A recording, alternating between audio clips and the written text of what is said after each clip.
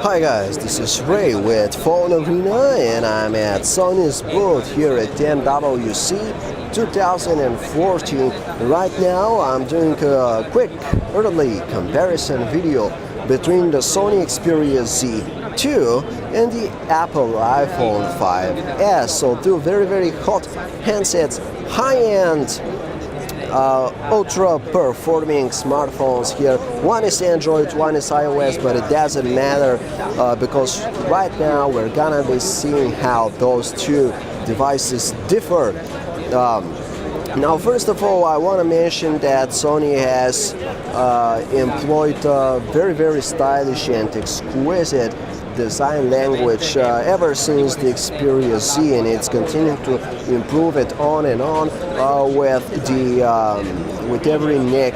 every consecutive flagship smartphone. This is how the new iPhone looks. You know, it has an aluminum back panel, but other than that, both handsets are just superb in terms of build quality, in terms of appearance. You know, they both seem very high-end and expensive, stuff that you would expect from every high-end smartphones, because you know, guys, those things cost a lot. And they better look expensive and nice, you know what I mean. So, moving on to the displays. Now, obviously, this is where the biggest difference between the two smartphones is. You know, on this Xperia Z2, I have a 5.2-inch IPS screen, so larger than life. You know, it's extremely massive, especially when we are comparing it to the 4-inch display on the iPhone 5S. Of course, that makes Apple's handset much more easier to to use with one hand. It makes it lighter, smaller, more compact, much more practical actually. Whereas the Z2, you know, it's not that small, it's harder to use with one hand, but of course the benefits of having such a large display are, I mean, they're obvious. You know, movies, games, images, everything looks bigger and better on the Xperia Z2. So it's a 1080p display. It's a 5.2-inch one, but still pixel density is going to be higher than what you have on the iPhone 5S.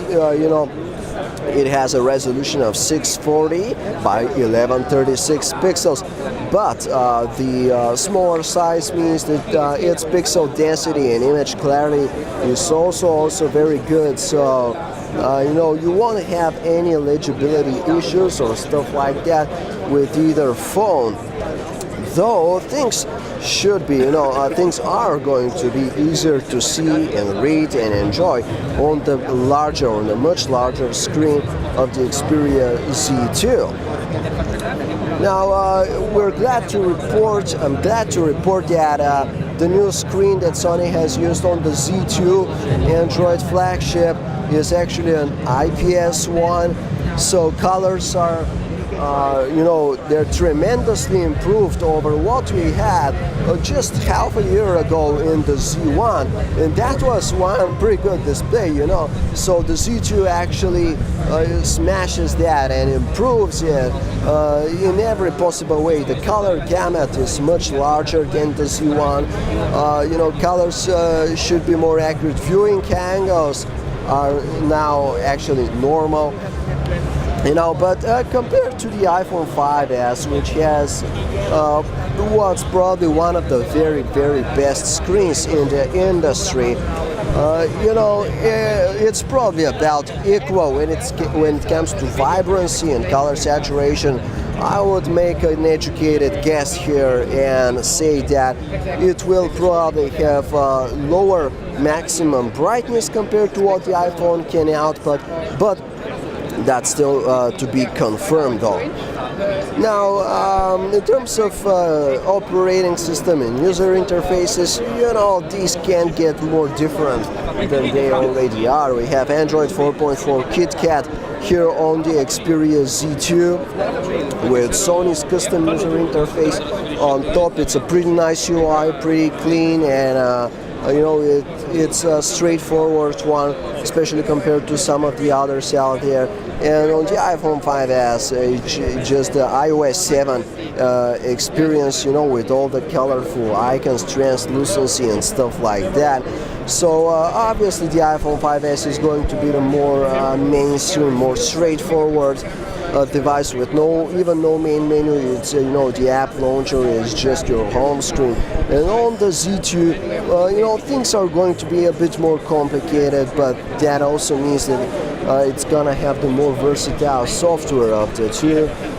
You have those animated widgets and things like that, updating live with information straight from your home screen. You don't get that kind of stuff with the iPhone 5S and iOS 7, So they both have great user interfaces.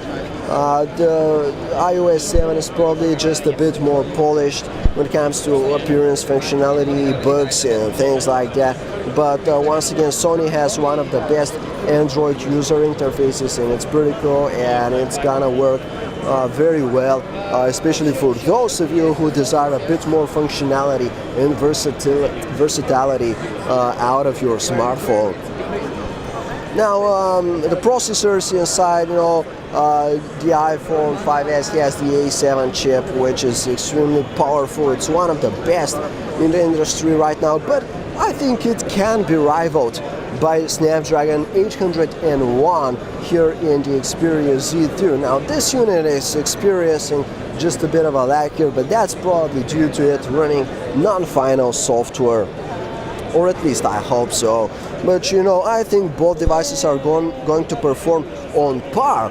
But when it comes to system performance, probably the iPhone won't be surpassed anytime soon. But when it comes to stuff like games, movies, and things like that, you aren't going to have any issues with either of these. Now the cameras here, we have the excellent 20 megapixel G-Lens camera on the Xperia Z2. And we have the 8 megapixel iSight camera on the iPhone 5S. Now when it comes to outdoor photographs, where there is an abundance of lighting, we think the G-Lens camera is going to work better for you. Although, the iPhone is just easier to use. You just take it out, take a shot, and bam, you have a great picture. Whereas the Z2, once again, it will give you a bit more versatility, a bit more options when it comes to image taking. So, but I think you will be able, in those perfect lighting conditions, you will be able to achieve better results with the G-Lens camera, especially when it comes to details and stuff like that. So let me show you its camera interface. You know the iPhone 1, it's pretty minimalist. You have a bunch of shooting modes and flash modes, HDR, and that's pretty much it. And you have the color effects right there. With the Z2, you have much more things to do here. You have smile shutter, self-timers, aspect ratio, stuff like that. And there are, of course, the different shooting modes right here. The new thing with the Z2 is that it can shoot 4K video. So with the iPhone 5S, you get up to 1080p video, but with the Z2, if you want, you can get up to 4K, which is great. There are some new shooting modes here as well that you don't get with the iPhone 5S, though most of these you can actually get by installing third-party apps on the iPhone. And there is, of course, the manual mode, which lets you take up to 20 megapixel images here, and tweak different kinds of settings and things like that. So that's it. When it comes to those perfect lighting conditions, we think that's still an educated guess, but I'm basing this on my experience with the Z1. So the Z2 should allow you to take better photographs in perfect lighting conditions, though I don't think this is going to be true for night scenarios, for indoors and things like that, though it will still have a great camera. And be sure to stay tuned, guys, in the coming weeks or months. At most, we're gonna have that camera comparison for you, so you'll be able to see exactly how the Z2 ranks amongst all those other hot smartphones out there. So that was our first hands-on comparison between the Xperia Z2 and the Apple iPhone 5s. If you want to learn more about these two amazing smartphones, check us out at phonearena.com.